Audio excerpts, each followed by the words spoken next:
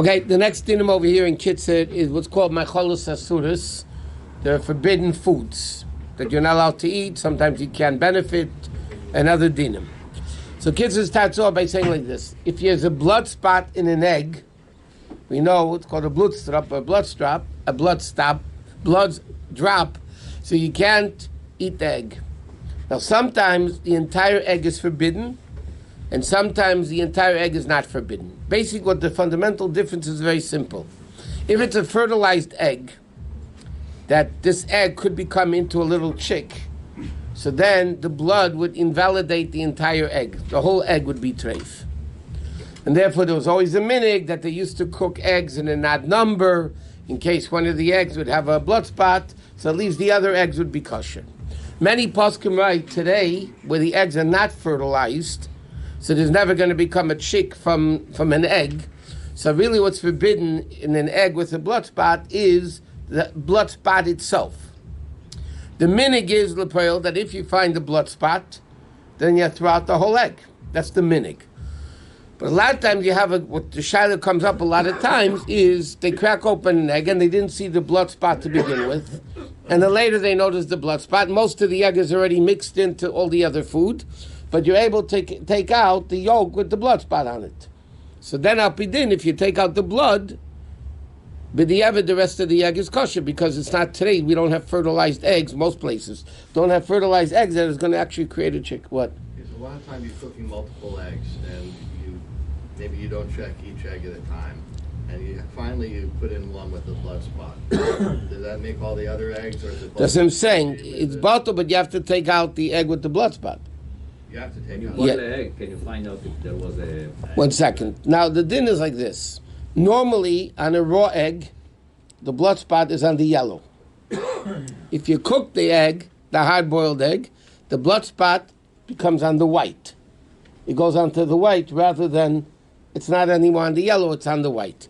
Now, there's a whole shaila in halacha al pidin, do you have to check eggs? Or now, the truth of the matter is like this. Brown eggs, the brown eggs that you buy, not that you cook for 30 hours, but I'm saying brown eggs, many of them have blood spots.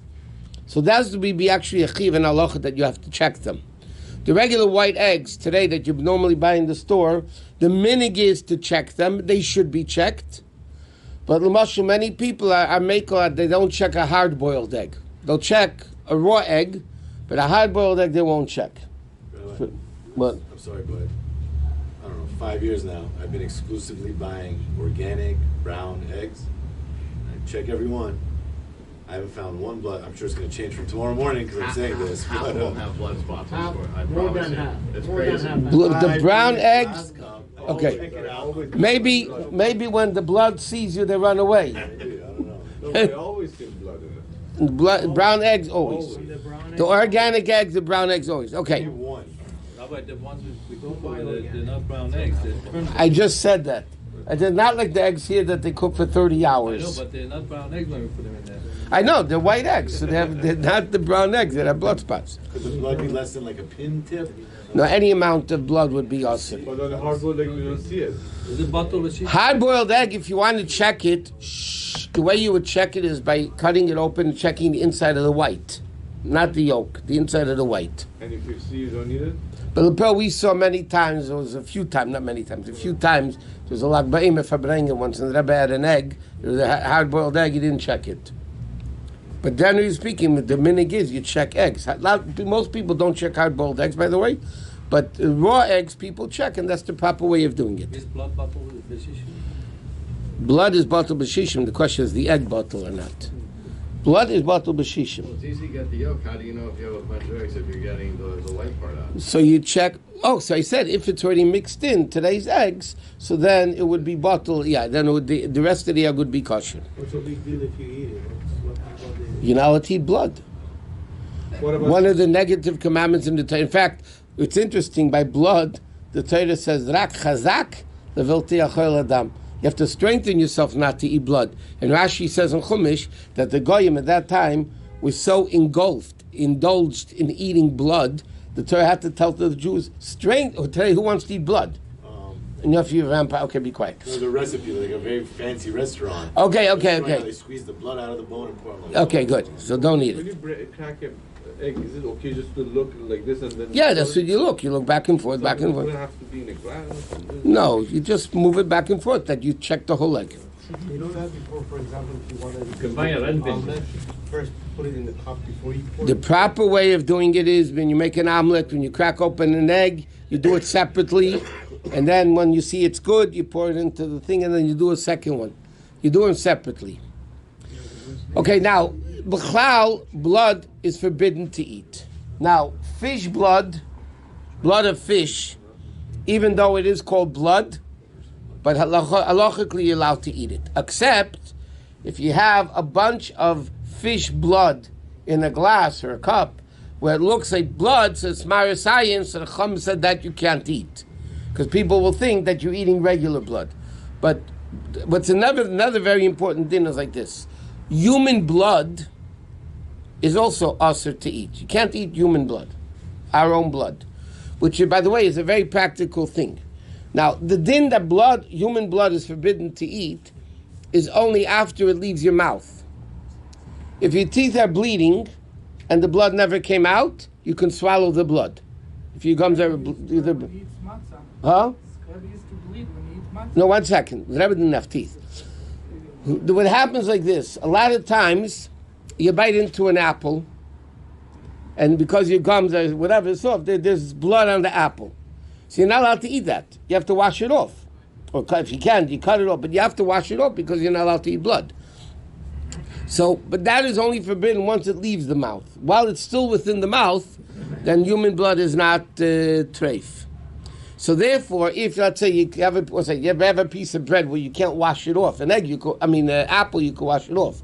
What happens if you bite into a piece of bread, or challah, whatever, or matzah, and you have blood on then you can't just wash it off. Obviously, you have to cut it off and not eat it. What?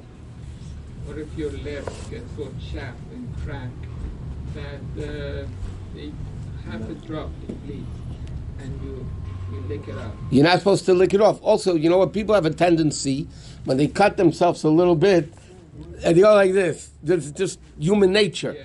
You have to be careful. You're not allowed to do that. It's only good. You're only allowed to swallow the blood that's in your mouth and never left the mouth. Once it's on the outside, like even your lips, is basically outside the mouth. So then you wouldn't be allowed to suck it up or eat it or whatever. You can't lick it and spit it out? You shouldn't do it. I mean, licking, it's Only if you do still it by going. accident, then you Huh? If you do it by But the accident, mohel you does spit it that. out. The male, that's mitzitza, it's his upside thing. And he spits it out right away. He doesn't swallow it. He has to suck out the blood because it's not as dangerous. Actually sucks out the blood. It's interesting. A lot of Moelim are afraid because of years ago when AIDS was very prevalent in the world. So a lot of Moelim refused to do mitzitza bepeh. There's a whole commotion about this in the firm world. A lot of Moelim wouldn't do mitzitza bepeh. And they say, if you want to do it, mitzitza means sucking out the blood. So with a mel, if you ever go to a bris that's done properly, kosher oil, he actually sucks out the blood from where he just cut. So a lot of times the male would say, okay, the father should do it. The problem is the father didn't know what he was doing.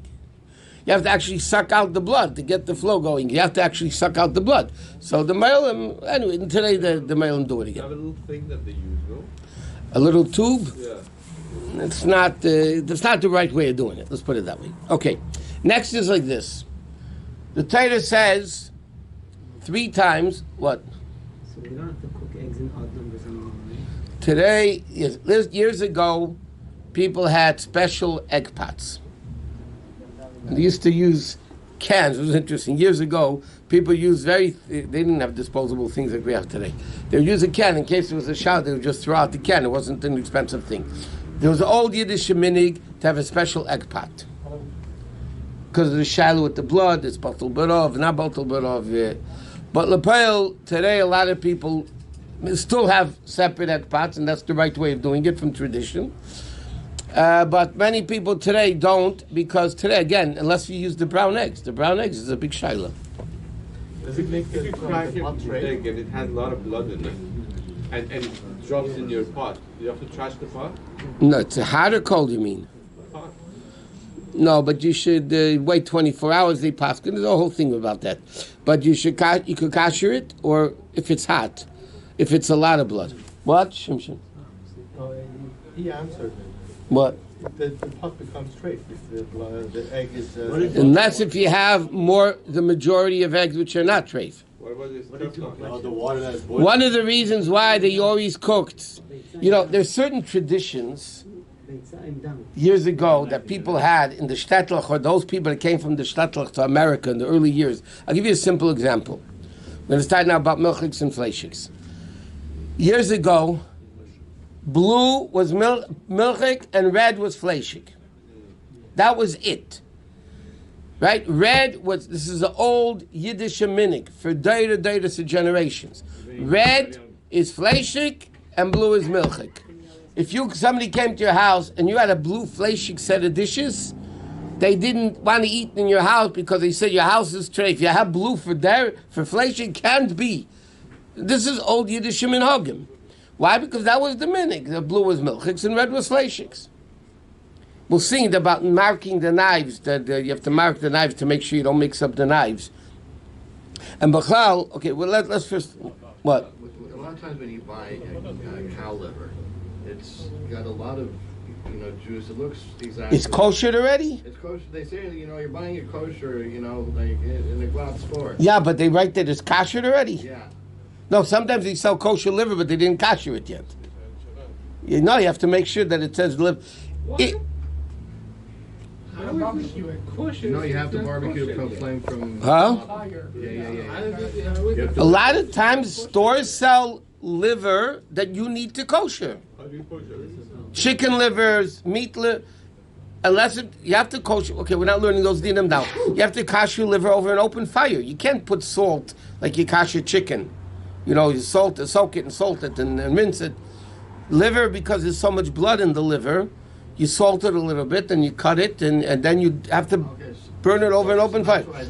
Okay, so let's say the liver is already koshered. By the way, you have this with a chicken also. Sometimes you buy a chicken in the store, kosher chicken, 100%, but there's red on it. So according to Allah, that's not blood. That's like juice. Moil is called. It's like juice. It's not. You have to wash it off, but it's not. It's not blood. To what degree do you have to kosher? Let's say it's not kosher when you're cooking it under a flame until all the juice goes out. You have to kosher it that the whole outside becomes brown. Whole outside. If you like it well done, you do it more. But, if you're buying it raw from a store, that means it's not kosher because it has to be. No, some stores here and even in LA, some stores sell. You can get even somebody kashrut liver already, or the other companies. Well, that's what they've cooked it already. They cooked it. They broiled it already. Right. So you can eat it. If you cook liver, in fact, there's an interesting thing. A lot of times, today's a whole different world in the meat markets, how you buy meat. But years ago, you bought a chicken, and the liver was inside the chicken. Yeah? And then sometimes people didn't realize that the liver was inside the chicken, and they were cooking with the liver. But Shulchan Aruch says that you don't have shishim, you don't have 60 in the chicken against the liver. So the whole chicken would become treif, and the pot would be treif, and everything would be treif. All because of the blood. Today, everything is sold separately, this and that. But now you can buy it, not always, and not every time you see kosher liver, you have to make sure that it says it was already broiled and koshered. It could be from a kosher animal shechted properly, but they don't.